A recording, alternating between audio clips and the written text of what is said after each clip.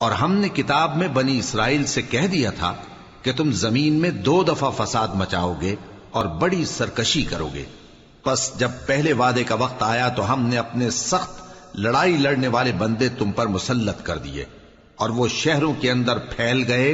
اور وہ وعدہ پورا ہو کر رہا. پھر ہم نے دوسری بار تم کو ان پر غلبہ دیا اور مال اور بیٹوں سے تمہاری مدد کی اور تم کو جماعت کثیر بنا دیا. اگر تم نیکوکاری کرو گے تو اپنی جانوں کے لیے کرو گے اور اگر اعمال بد کرو گے تو ان کا وبال بھی تمہاری ہی جانوں پر ہوگا.